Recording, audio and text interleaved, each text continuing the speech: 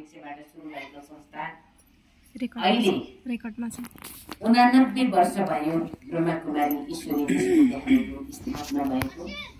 1936 मा यसको स्थापना भएको थियो र आज 1936 भनेको जुन बेला दोस्रो विश्वयुद्ध पनि भएको थिएन, त्यो बेलामा यो संस्थाको स्थापना भएको थियो।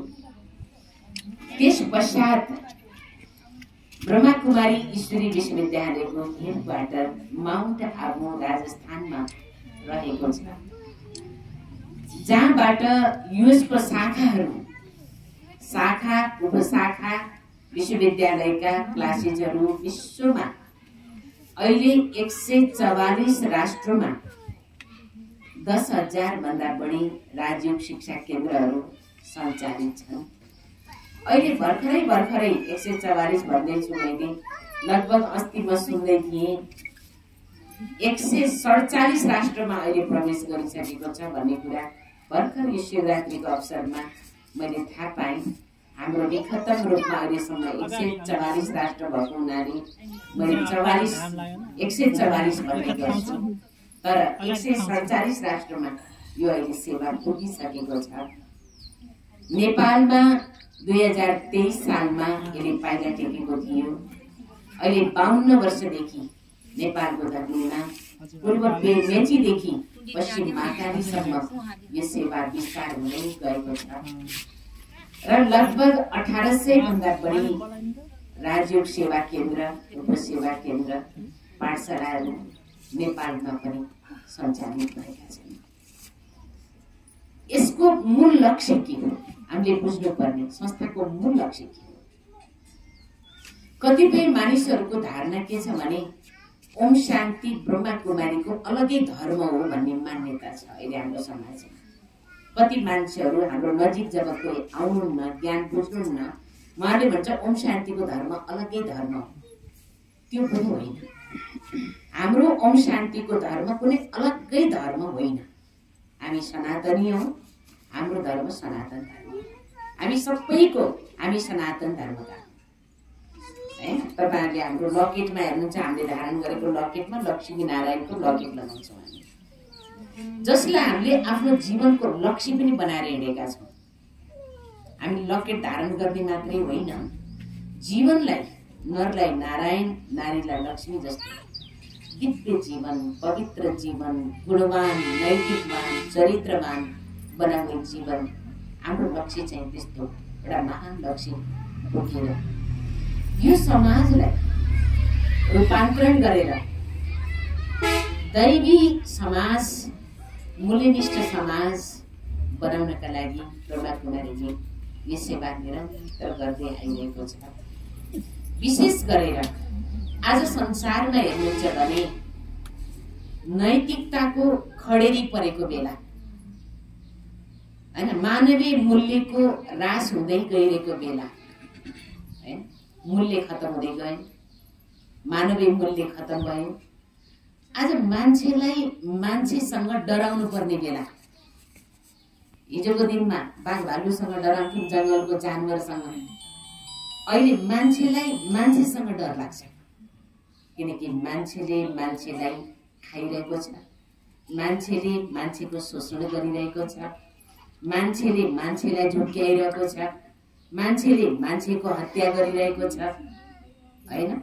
आज दिन दहाडे हत्या, हिंसा, बलात्कार, चोरी, डकैती कसबाट भएको छ? मान्छेबाट त भएको छ हैन। त्यसकारणले मानवीय मूल्यको ह्रास हुँदै गइरहेको बेला, यस्तो बेलामा मानवीय मूल्यको विकास गर्ने, नैतिक चरित्रको उत्थान गर्ने, यो समाजलाई मूल्यनिष्ठ समाज बनाउने धारणा बोकेर ब्रह्माकुमारी ईश्वरी विश्वविद्यालय समाजको सेवामा, देशको सेवामा, हर मानवको जीवनलाई सुख शान्तिपूर्ण जीवन कसरी बनाउने भन्ने ज्ञानको बत्ती बाल्नका लागि, हरेकको मनमा ज्ञानको बत्ती बालेर उज्यालो जीवन बनाउनका लागि ब्रह्माकुमारी संस्था सेवामा समर्पित भएको छ।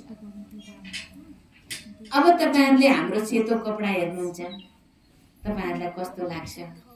हाम्रो सेतो कपडालाई देख्दा कति मान्छे कपडेलाई देखेर तर्सिन्छन् हैन? त्यहाँ गए भने सायद सेतो कपडा लाउनु पर्छ, जरुरी छैन सेतो लाउनु पर्छ।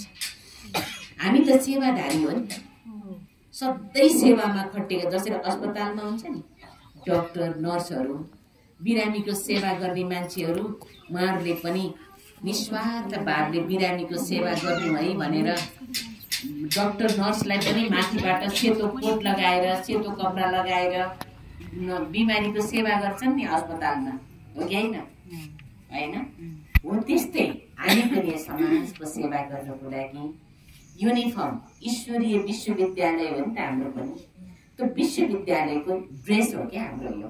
जस्तै विद्यालयमा गयो भने बच्चाहरूको ड्रेस हुन्छ, त्यस्तै ईश्वरीय विश्वविद्यालयको युनिफर्म।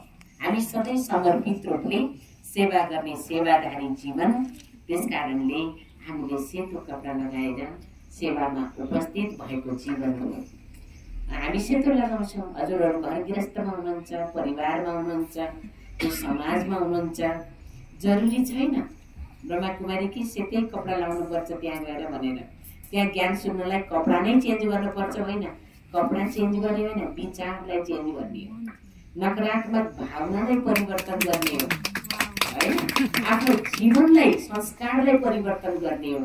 जो कुलुचित भावनाहरू छ, नराम्रो संस्कार छ, नकारात्मकता छ, अवगुण विकार विकृति छ, हो त्यसलाई हटाउने हो। हामीले कपडा हटाउने हो, कपडा बदल्ने होइन हैन।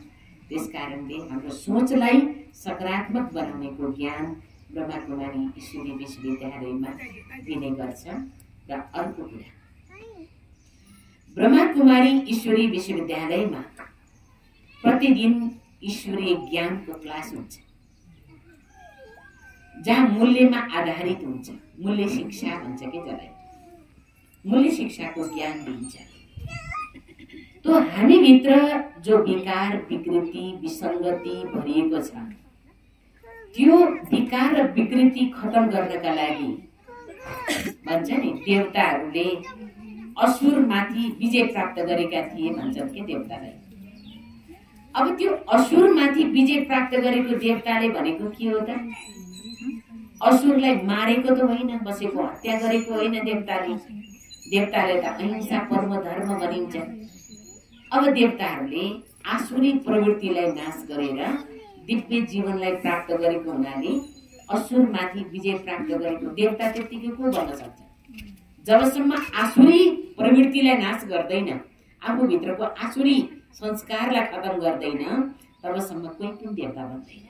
अहिले समाजमा पनि राम्रो गुण भएको, राम्रो स्वभाव भएको, नराम्रो स्वभाव भएको, मिठो बोली भएको, राम्रो व्यवहार भएको मान्छेलाई